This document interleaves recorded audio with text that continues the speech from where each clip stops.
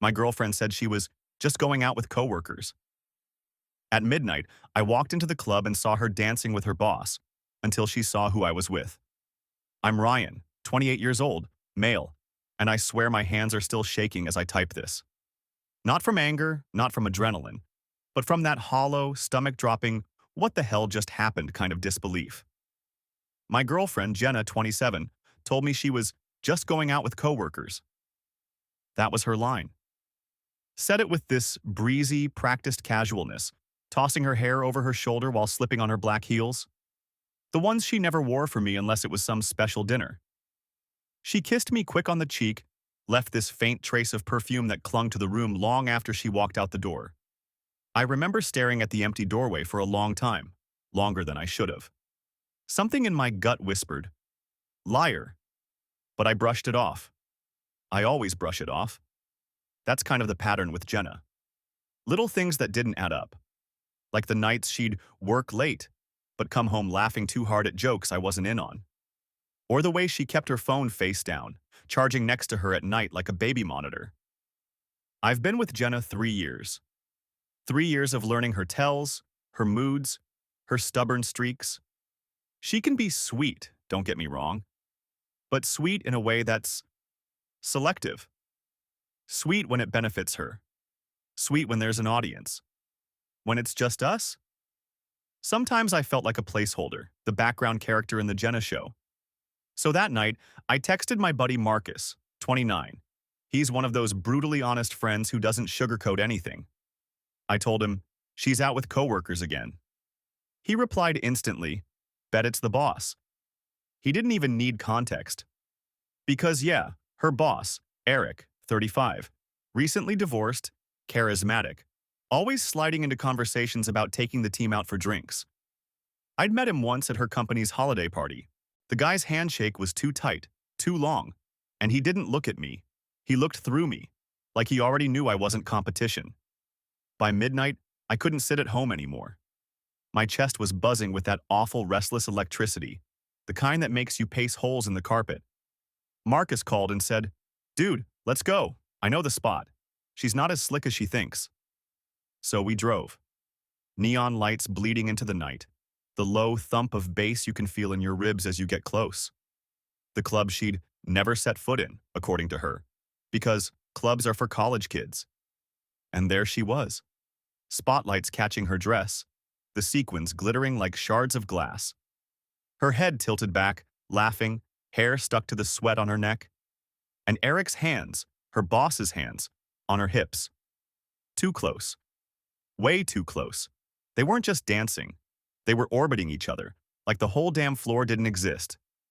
Then she saw me. And here's the part that still messes with my head. She froze. Not because she was caught, not because of Eric, but because of who I was with. The second her eyes locked on me, I swear the music might as well have cut out. Bodies kept moving all around. The bass rattled the floor. But it felt like the whole place was suddenly spotlighting the three of us. Her, Eric, and me. And Marcus. Because that's who I was standing with when she saw me. My best friend. The one who always had his suspicions. Who never liked her fake smiles or the way she dismissed him as toxic whenever he called her out. Jenna hated Marcus. Always said he was a bad influence, that he wanted us to break up. But what really made her face go pale wasn't Marcus. It was the fact that I was with someone else too. Rachel, 27, Marcus's sister. Now, Rachel and I, we'd been close for years, but never like that. She was just the one person Jenna always compared herself to. Rachel's kind without trying, doesn't need the spotlight, and Jenna used to sneer at her like she was plain. I'd be lying if I said I hadn't thought about what it would be like sometimes, but I never acted on it. Until that night. Marcus had called her to meet us there, and honestly, I didn't argue. Maybe a part of me wanted Jenna to see me standing next to someone who made her feel small just by existing. And man, did it work. She pulled away from Eric so fast he nearly stumbled. Her hands flew to her sides like a kid caught stealing. Then her expression shifted. Shock, then panic, then something ugly. She stormed toward me, heels clacking against the sticky floor, shouting my name like I was the one who'd betrayed her. People turned to look, Phones out already because drunk drama in a club is basically blood in the water. Ryan, what the hell is this? She shrieked, like I was supposed to explain myself. I just stared at her. Funny, I said over the music. I was about to ask you the same thing. That's when Eric, smug bastard, put his arm around her like he was claiming a prize. Relax, man, we're just having fun. And Rachel, bless her, didn't miss a beat. She slid her hand into mine, looked Jenna dead in the eye, and said, Yeah, so are we. The crowd ate it up. Gasps, whispers, people edging closer. Jenna's face twisted, and I swear if looks could kill, Rachel would have dropped right there. Jenna lunged forward, trying to rip our hands apart, but Marcus stepped between us, chest out, voice booming. Back the hell off, Jenna. You don't get to play the victim tonight. That was the spark. I could feel it. The night wasn't just about betrayal anymore. It was about Jenna unraveling. And in that moment, I realized I wasn't scared of losing her. I was scared of what she was about to do. Don't forget to subscribe. When I tell you Jenna snapped, I mean she snapped. Not the fake crying she'd do at home when she wanted to win an argument, not the passive-aggressive eye rolls. I'm talking full-blown meltdown in front of a packed club. She shoved Marcus in the chest so hard he stumbled back a step. You've been trying to ruin us since day one, she screamed at him, spit flying, hair sticking to her face with sweat. People were pulling their phones higher now, recording every second. Marcus laughed. Not mocking, just that incredulous, "Are you serious?" laugh that only made her crazier. Nah, Jenna, he said loud enough for the whole dance floor to hear. You ruined this yourself. That's when Eric tried to play hero, grabbing her wrist, murmuring something in her ear to calm her down. But Jenna wasn't having it. She yanked free, spun on him, and slapped him. Hard. The crack actually cut through the bass. The crowd gasped in unison. A couple people even cheered, like they were watching a reality show live. Don't you dare touch me like I'm some slut, she shrieked at Eric. I just stood there, frozen. My girlfriend, scratch that, ex-girlfriend, was publicly torching herself in real time. And yet somehow, even in that chaos, she locked eyes with me again. And I knew. She was still trying to drag me down with her. You brought her, she spat, pointing at Rachel, her voice warping with rage. What? You thought parading Marcus's little charity case in here was going to make me jealous? Rachel didn't flinch. She just squeezed my hand tighter. But my stomach twisted, because Jenna wasn't done. She grabbed a full drink off the nearest table and launched it straight at Rachel. The glass missed her face by an inch, but the splash hit, soaking her dress. Ice cubes clattered to the floor. Rachel gasped, but before I could even react, Marcus was already on Jenna, pinning her wrist to keep her from throwing the actual glass itself. Try that again and I swear, Marcus growled, his voice low and dangerous. Security finally rushed in, 3 guys in black shirts pushing through the circle that had formed. They grabbed Jenna as she kicked and screamed, her heel flying off in the struggle. She was shrieking my name, screaming about betrayal, about how I was humiliating her, how she was the victim. Eric stood off to the side, rubbing his cheek, looking like he wanted to disappear. Coward. And me? I just watched as they dragged her toward the exit, her mascara running, her voice cracking on my name over and over. The crowd parted like she was some spectacle being hauled off stage. And maybe she was. Rachel leaned in, whispered, You okay? But I wasn't okay, because deep down, I knew this wasn't the end. Jenna wasn't the type to burn out quietly. She was the type to burn everything. Outside the club, the night air felt sharp and electric, like it was charged with leftover static from what just went down. I thought maybe Jenna would cool off once security shoved her out the doors. But no, she was waiting. She'd slipped free of the bouncers somehow, standing barefoot on the sidewalk with her mascara smeared into jagged black streaks. When she spotted me coming out with Marcus and Rachel, her voice ripped through the noise of the street. Ryan, you think you can embarrass me like that? People were gathering again. Club stragglers, random bystanders, all turning to watch this train wreck unfold under the neon glow. I tried to walk past her, hands still linked with Rachel's, but Jenna lunged. She clawed at my shirt, actually ripping the collar. You don't get to just walk away from me, she screamed, her voice cracking into this almost feral pitch. Marcus shoved himself between us, barking at her to back off. But she wasn't backing off. She was unraveling. She whipped around to Rachel, eyes wild, and hissed, "You little home-wrecking bitch." Then she spat at her. Not just words. Actual spit, right on Rachel's cheek. Rachel froze, stunned, wiping it off with her sleeve. That's when I snapped. I grabbed Jenna's wrists and shoved her back. Not hard enough to hurt her, but enough to break the contact. "You're done, Jenna," I said, my voice low but shaking. "We're done." She staggered, staring at me like I'd just stabbed her. For a split second, her face softened, eyes watery, lips trembling. I thought maybe she'd collapse into tears. But then it hardened. The softness evaporated.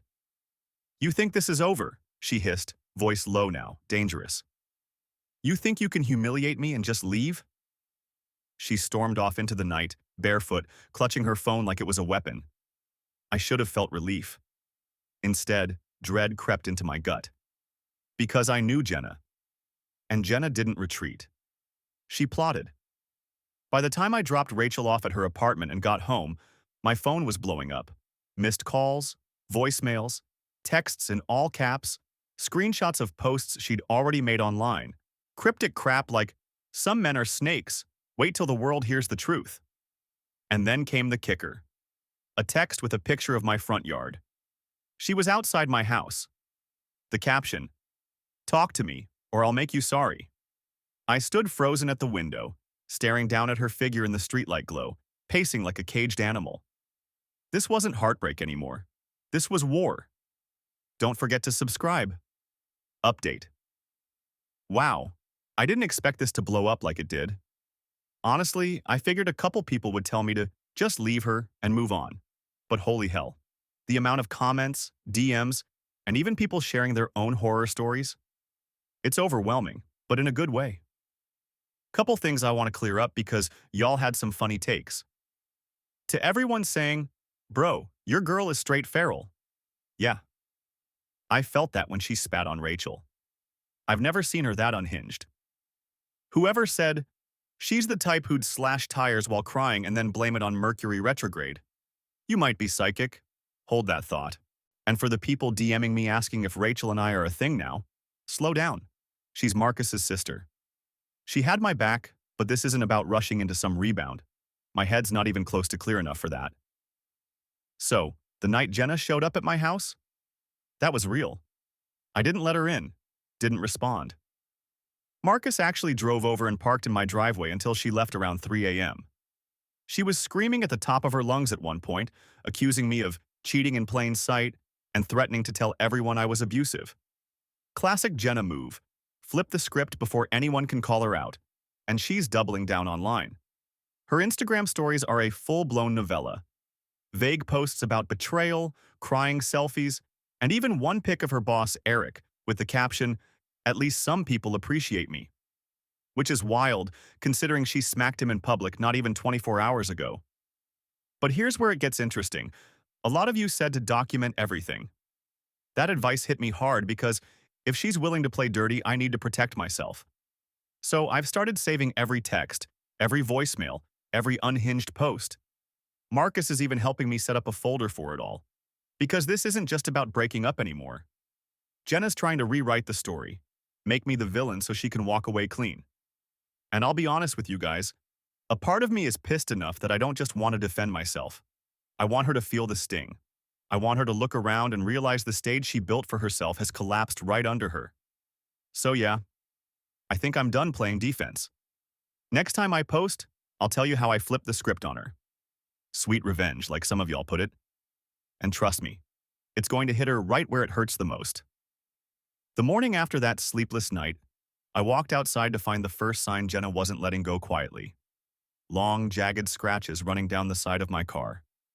Deep ones, like she took a key and carved straight through the paint, and taped to the windshield was a note. "You can't hide from me." That was it. Any leftover pity I had for her snapped clean in two. She wasn't just my unstable ex anymore, she was a threat. Marcus came over as soon as I called. We stood in my driveway staring at the car, him shaking his head, muttering, "Bro, I told you she was one of those." Rachel stopped by too, bringing coffee like we were prepping for battle. She wasn't even mad about her ruined dress. She just looked at me and said, "You can't let her spin this. Not this time." And she was right. Jenna was already trying to. That afternoon, a mutual friend texted me screenshots of her private group chat. Jenna telling people I'd abandoned her in the club for Marcus's sister, claiming I'd been cheating with Rachel for months. She was even twisting the story of her meltdown, saying Eric had tried to force himself on her, and I just stood by. The gall. But here's where the tide turned. See, Jenna lives for image. She thrives on being seen as the charming, magnetic girl who always tells it like it is. Her biggest fear? Being exposed as the liar she really is. And I had an idea. Rachel had filmed part of that club disaster, Jenna grabbing me, screaming, and then throwing the drink. At the time, it was just instinct, but now, it was gold. Add that to the videos floating online from strangers, which Marcus tracked down, plus the texts and voicemails I'd been saving, and suddenly Jenna's whole narrative started to look like a house of cards. So I made a plan. I wasn't going to leak everything myself. That would look vindictive. Instead, I reached out to a mutual friend, someone Jenna always bragged to about being untouchable. I didn't tell her what to do with the evidence. I just forwarded the clips, the screenshots, and let her decide if people deserve to know the truth. By nightfall, Jenna's meltdown was circulating in group chats all over town. Her shrieking, her throwing the drink, her being dragged out barefoot. The comments were brutal. Words like psycho, manipulative, unstable were popping up under her posts faster than she could delete them. And the sweetest part? She didn't know I had a hand in it. Not yet. Because I wasn't finished. The revenge wasn't about making her cry one night. It was about making sure she never pulled this stunt again, on me or anyone else. And I knew exactly where to hit her next. When Jenna realized the videos were spreading, she lost it. I know because my phone wouldn't stop buzzing.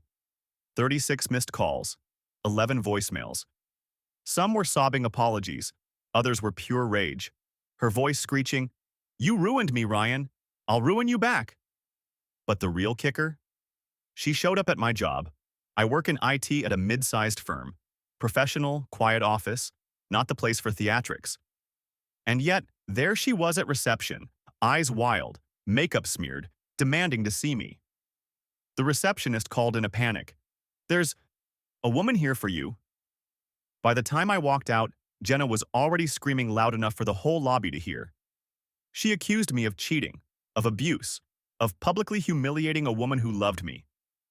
My coworkers froze, some pretending to check emails on their phones, but obviously listening. That's when Marcus's plan came into play. See, we'd been anticipating something like this.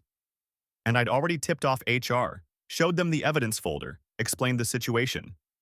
So when Jenna tried to storm past the desk, security was already moving. They escorted her out, kicking and screaming, while she threatened to expose me.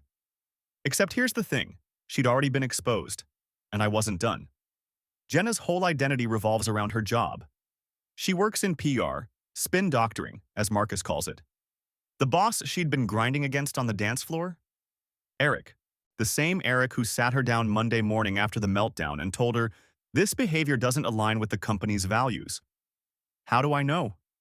A mutual coworker, someone who'd seen the videos, DM'd me and said the office was buzzing.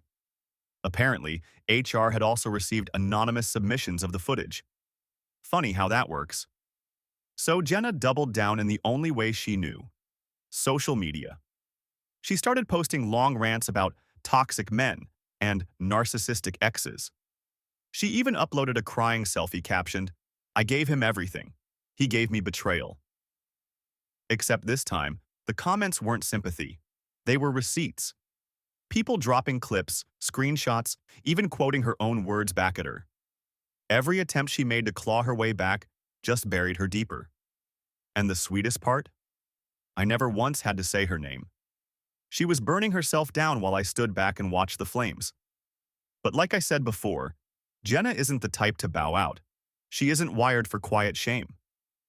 So I wasn't surprised when the next text came through, chilling in its simplicity. If you won't come back to me, I'll make sure you regret it. For the first time since this whole thing began, I felt a twinge of fear. Because Jenna wasn't bluffing. And I had no idea just how far she was about to take it. Update 2. Okay, so y'all were not exaggerating when you said Jenna was going to escalate. Reading the comments on my last post was like watching the future get spoiled in real time. Dude, she's gonna show up at your job. Check. She'll turn social media into her diary of rage. Check. She's the type who will burn herself down just to make sure you're standing in the ashes with her. Big fat check. Some of you had me laughing through the stress. Whoever wrote she's one smashed wine bottle away from a Lifetime movie deserves an award. But others scared the hell out of me with stories about exes breaking into houses, faking pregnancy, even filing false police reports. I used to think those were over the top. Not anymore. So here's where we stand. Jenna is officially on HR's radar at her job. Multiple coworkers apparently submitted the footage from the club. No, not me this time. And Eric himself isn't defending her. Word is she's been asked to work from home until further notice, which is corporate speak for start packing your desk. My car? Still keyed to hell. Filed a police report, mostly for the paper trail. Cops shrugged, but it's on record. Social media? She's tripled down. Her followers are dropping like flies and the ones left are roasting her. Honestly, watching her comment section implode is better than Netflix. But here's the thing that really stuck with me. A bunch of you said not to just play defense, but to hit her where it really hurts. Not illegally, not stooping to her level, but poetically. Something she'll remember every time she tries to paint herself as the victim. That got me thinking. Jenna always cared more about perception than reality. Reputation was her lifeline. She wanted to be seen as the powerful, untouchable one. And now she's dangling by a thread. So, I pulled one final move. Haven't dropped it yet. Been sitting on it like a loaded gun, waiting for the right moment. Let's just say it involves the person she least wanted to see those videos. The one she swore she had strict boundaries with. Yeah. Her dad. Jenna's dad, Charles, was always this looming figure in her life. Old school, sharp-dressed, my reputation is everything type. He runs a small but respectable law firm in town, the kind where his last name is literally on the sign. Jenna grew up under that shadow, always desperate to prove she was just as polished, just as untouchable, and she lived in fear of disappointing him. Back when we were still together, she'd vent to me after phone calls with him, how he'd grill her about her career moves, her social media presence, even her dating choices. She always brushed it off like it didn't get to her, but I could see it. That was the one person whose approval she craved. So when the videos of her club meltdown started circulating, I knew it was only a matter of time before word reached him. But I didn't want it to be gossip. I wanted him to see it in living color. I didn't send it directly. Too obvious. Instead, I forwarded the footage to Jenna's older sister, who works as a paralegal in her dad's firm. She and Jenna don't exactly get along. There's history there. Years of sibling rivalry where Jenna always tried to outshine her. And from what I'd gathered, the sister was tired of bailing Jenna out of her messes. It didn't take long. 2 hours later, Jenna called me. Not screaming, not crying, whispering. "What did you do?" Her voice cracked like she already knew the answer. I didn't say much, just, "Your dad deserved to see who you really are." The silence on the other end told me everything. Later that night, Marcus texted me a screenshot of Jenna's private Facebook post. One of her cousins had leaked it. It was a long, frantic rant about how her own family had turned against her, how her dad called her behavior an embarrassment to the family name. She claimed he threatened to cut her off financially if she didn't fix her image immediately. And for once, there was no army of followers cheering her on. Just a handful of pity comments drowned out by a tidal wave of people saying, "Girl, you did this to yourself." Rachel came over that night, sat on my couch, and just shook her head. "That's it," she said softly. "You've taken away the only thing she had left, her stage." But I knew Jenna too well. Shame doesn't break her, it mutates her. And sure enough, at 3 a.m., My phone lit up with one last message from her. A picture of my house, lights off, quiet street, the caption underneath, "You can ruin me online, but let's see how you handle me in person." I didn't sleep a second that night, because I knew the final act was coming. The night she sent that picture of my house, I sat in the dark with my heart pounding, every shadow looking like her silhouette. I wasn't being paranoid. Jenna had crossed lines before, but this felt different. This was the kind of threat where you don't gamble. So I called Marcus. He showed up within 20 minutes, baseball bat in hand like we were about to reenact a scene from a crime show. Rachel even came too, insisting she wasn't letting Jenna intimidate her into hiding. Hours passed. Silence. Maybe she just wanted to scare me. Then, around 4 a.m., a sharp crack shattered the quiet. Front window, glass everywhere. I bolted up, adrenaline surging, and there she was, Jenna, half in tears, half grinning like a lunatic, standing in my yard barefoot again, hurling rocks at my house. "Come out, Ryan," she screamed. "You don't get to ignore me." My neighbor's lights flicked on. Dogs barked. The whole street was waking up. Marcus stormed out first, yelling at her to get the hell off the property. But Jenna was too far gone. She clawed at her own arms, shrieking about betrayal, about how I'd ruined her life. Then she saw Rachel standing in the doorway behind me and completely lost it. "You stole him from me," she screeched, grabbing another rock. "I'll kill you, you bitch." That was it. I dialed 911 on speaker, loud enough for her to hear. Told the dispatcher, "My ex is vandalizing my house and threatening violence. We need police here now." Hearing that snapped something in her. She dropped the rock and started sobbing, collapsing onto the grass like a broken puppet. By the time the cops pulled up, she was a mess of smeared makeup and incoherent rambling. They cuffed her gently, but firmly. One officer asked me if I wanted to press charges. I looked at my shattered window, my keyed car, the scratches on my shirt collar from when she clawed me in the club. "Yes," I said. My voice didn't shake. Watching them put her in the back of that cruiser was surreal. Part of me remembered the girl who used to curl up next to me on the couch, who laughed at my dumb jokes. But that girl was gone. Maybe she never existed. The next morning, her dad called me. Not angry, resigned. "Thank you," he said quietly, "for finally showing me who she is." And just like that, the weight lifted. It wasn't joy, not exactly. More like clarity. Jenna wasn't my responsibility anymore. She was just a story now, one that ended with her own choices catching up to her. Rachel helped me clean the glass. Marcus patched the window with plywood. The three of us sat there as the sun came up, drinking burnt coffee and listening to the quiet. For the first time in weeks, I wasn't afraid of what Jenna would do next. Because there was no next. She'd burned every bridge, clawed every wall, screamed every lie. And all that was left was silence.